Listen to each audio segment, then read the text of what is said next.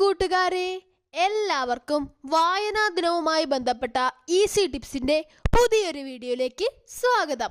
കേരള ഗ്രന്ഥശാല സംഘത്തിന്റെ ഉപജ്ഞാതാവും പ്രചാരകനുമായിരുന്ന PN പണിക്കരോടുള്ള സ്മരണാർത്ഥം അദ്ദേഹത്തിന്റെ ചരമദിനമായ ജൂൺ 19 നാം വായനാ ദിനമായി ആചരിക്കുന്നു.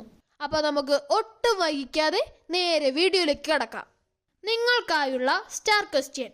ഈ വീഡിയോയുടെ അവസാനത്തിൽ കുറച്ച് ചിത്രങ്ങൾ ചേർത്തിട്ടുണ്ട്. അതുമായി ബന്ധപ്പെട്ട 3 ചോദ്യങ്ങൾ ചുവടെ ചേർത്തിരിക്കുന്നു. ഉത്തരങ്ങൾ കമന്റ് ബോക്സിൽ രേഖപ്പെടുത്തൂ. വായനാ ദിനം എന്നാണ്? ജൂൺ 19.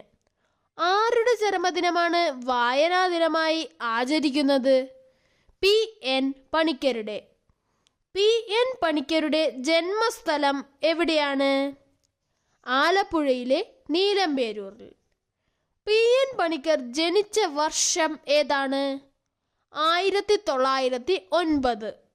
അവസാനമായി ജ്ഞാനപീഠം ലഭിച്ച മലയാള സാഹിത്യകാരൻ ആര്? അക്കിത്തം അച്യുതൻ നമ്പൂതിരി. മലയാളത്തിലെ ആദ്യ ലക്ഷണമൊത്ത നോവൽ ഏതാണ്?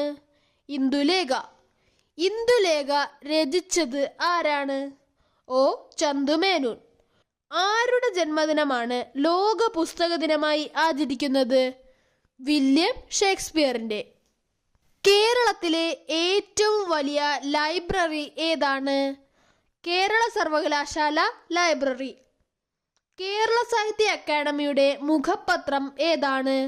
സാഹിത്യലോകം. മലയാളത്തിലെ ആദ്യ നോവൽ ഏതാണ്? കുന്തലത. കുന്തലത എഴുതിയത് ആരാണ്? അപ്പു നെടുങ്ങാടി. മലയാളത്തിലെ ആദ്യ മഹാകാവ്യം ഏതാണ്?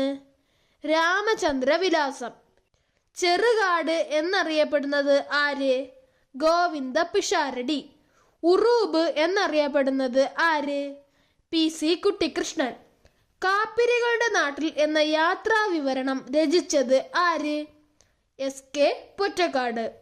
തുള്ളൽ പ്രസ്ഥാനത്തിന്റെ ഉപജ്ഞാതാവ് എന്നറിയപ്പെടുന്നത് ആര്? കുഞ്ചൻ നമ്പ്യാർ. കേരള കലാമണ്ഡലം സ്ഥാപിച്ചത് ആരാണ്? വള്ളത്തോൾ നാരായണ മേനോൻ. ഭക്തിയുടെ കവി എന്നറിയപ്പെടുന്ന കവി ആരാണ്? പൂന്താനം. മഹാകാവ്യം എഴുതാതെ മഹാകവിയായ വ്യക്തി ആരാണ്? കുമാരനാശാൻ. നിങ്ങൾക്കായുള്ള സ്റ്റാർ ക്വസ്റ്റ്യൻസ്. ഒന്നാമത്തെ ചോദ്യം. ബുധിനി എന്ന പ്രസിദ്ധമായ ഈ നോവൽ രചിച്ചത് ആര്? രണ്ടാമത്തെ ക്വസ്റ്റ്യൻ. ലോക പ്രസിദ്ധ ചലച്ചിത്രകാരനായ ചാർലി ചാപ്ലിന്റെ ആത്മകഥ എന്ത്? മൂന്നാമത്തെ ക്വസ്റ്റ്യൻ. ഇന്ത്യൻ സ്വാതന്ത്ര്യ സമരത്തെക്കുറിച്ച് ഫ്രീഡം അറ്റ് മിഡ് നൈറ്റ് എന്ന പുസ്തകം രചിച്ച 2 വ്യക്തികൾ ആരാണ്? അപ്പോൾ മറക്കേണ്ട, ഉത്തരങ്ങൾ കമന്റ് ബോക്സിൽ രേഖപ്പെടുത്തൂ.